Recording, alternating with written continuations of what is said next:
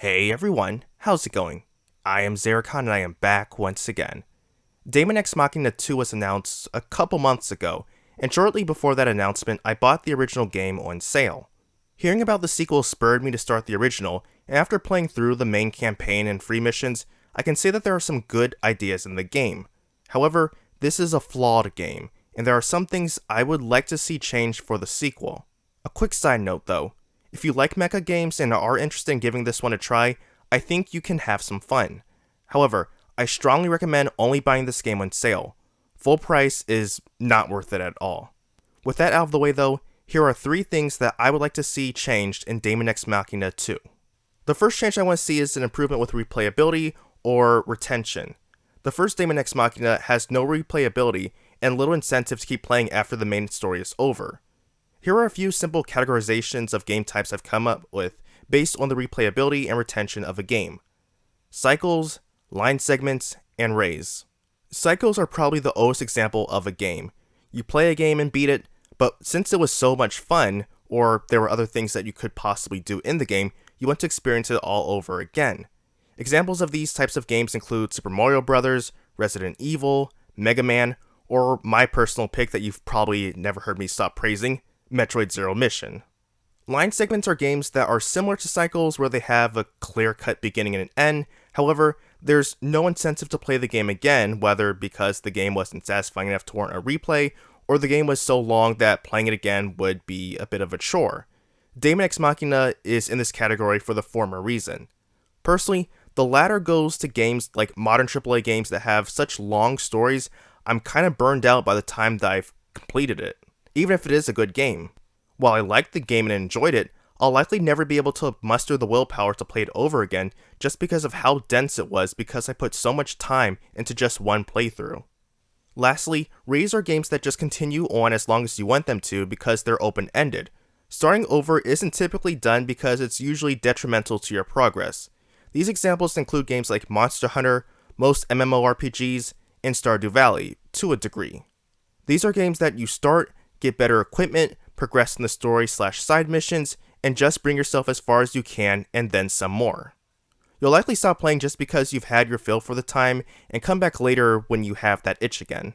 These are the 3 types. They're basic and won't encompass every video game, obviously. Some games might even have some kind of overlap.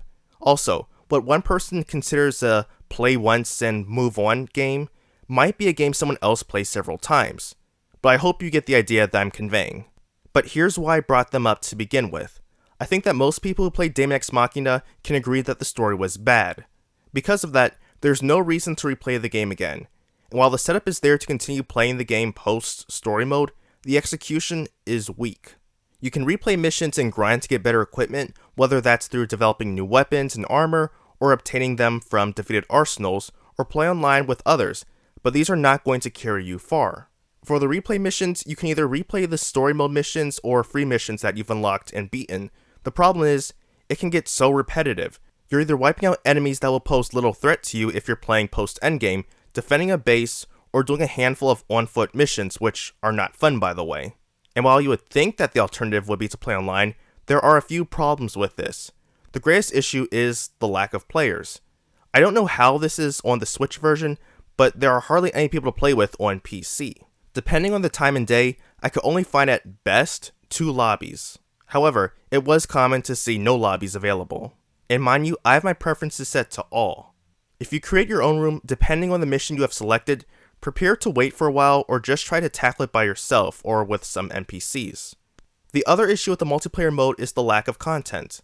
The missions available in multiplayer are limited to single immortal boss fights, reclaimer boss fights, or 2 procedurally generated missions. You can't do any of the free missions in multiplayer, which is a bit of a letdown. This means that you're pretty much just going to be facing the same bosses over again with only their tougher variants. To make another comparison, take a look at Monster Hunter.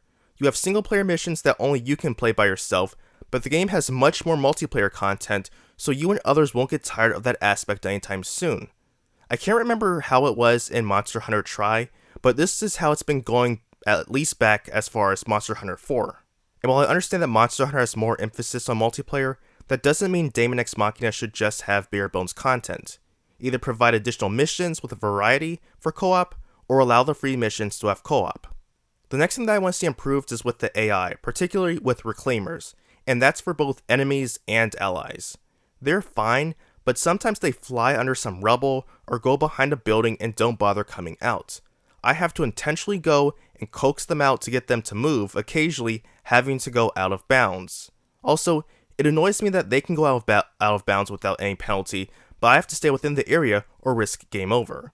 Since we're all reclaimers who follow the same rules in theory, they should be bound to the same thing. Regardless, please make the AI a little brighter. In that same vein, I would like my NPC allies to be able to revive my arsenal in the co-op fights, even if they could only do it once. Human players can revive allies, both human and NPC, but NPCs can't revive us. I find this a bit annoying given the nature of the Omega variants of bosses, or just Zeruchroar in general. Even more annoying is when the NPCs will chastise you for taking a lot of damage, especially after you risked your neck to revive them. But I digress.